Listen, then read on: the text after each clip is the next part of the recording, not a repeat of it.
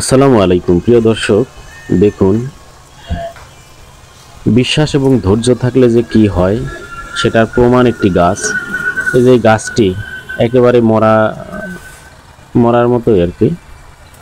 আমি ভাবছিলাম যে এই গাছটা মারা গেছে। আমি এই গাছটা আমার বাসার নিচে ছিল, তো এখানে রাস্তার পাশে একটু সমস্যা হওয়ার কারণে রাস্তার পাশ থেকে উঠায় ছাদের উপরে নিয়ে এসে রাখছি। এই যে দেখুন, সিমেন্টের বস্তার ভিতরে। তো দুইটা গাছ রাখছিলাম আমি এই বস্তার ভিতরে, একটা উঠায় ফেলে দিছি। তো এটাও উঠাইতে গেছিলাম, পরে দেখি যে এটা উঠাইতে যায় দেখি যে শিকড়টা মনে হচ্ছে তাজা আছে, এই একটা বিশ্বাস ছিল আমার। আর এই যে এখানে একটা সবুজ অংশ দেখা যাচ্ছে, এই যে ছোট্ট সবুজ অংশটা, এটার উপরে বিশ্বাস করে আমি চিন্তা করলাম যে এই গাছটি হয়তো বেঁচে থাকবে। তো আমি ধৈর্য ধরে থাকলাম, গাছটাকে উঠায় ফেলে দিলাম না। তো আল্লাহর রহমতে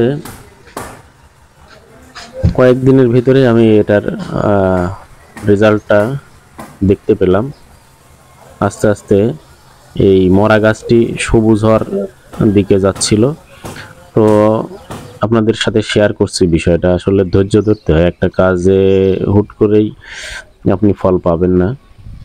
ধৈর্য ধরলে যে ভালো কিছু পাওয়া যায়, এই গাছটি তার প্রমাণ। আর এই গাছ, এই যে দেখুন, সেই সবুজ অংশটা থেকে কিন্তু অলরেডি আপনার কচি পাতা বের হওয়া শুরু হয়েছে।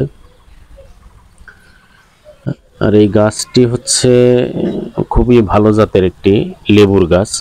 তো এই গাছের লেবু আমি অলরেডি সংগ্রহ করে গত রমজানে শরবত করে খেয়েছি। খুবই সুন্দর রসালো লেবু একটি, এবং প্রচুর লেবু ধরে।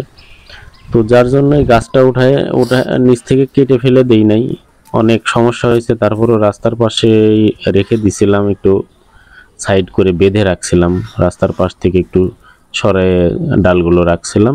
তো এই অবস্থায় অনেক দিন ছিল। তারপরে ভাবলাম যে এই গাছটাকে উঠায় ছাদে নিয়ে যাব।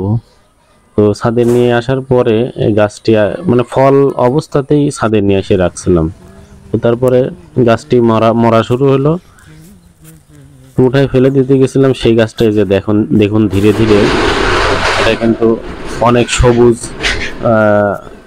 ডালপালা কিন্তু ভরে গেছে। দেখেন, আমি মাঝে মাঝে এটার ভিডিও করে রাখতাম যে আল্লাহর নিয়ামত আপনাদের সাথে শেয়ার করব আর কি।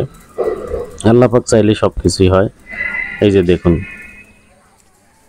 অল্প কিছুদিনের ব্যবধানে এই মরা গাছটি থেকে, এই যে মরা গাছের ডালটা কিন্তু এখানে আমি রেখে দিছি কেটে, পাশেই পড়ে আছে মরা গাছের উপরের অংশটুকু।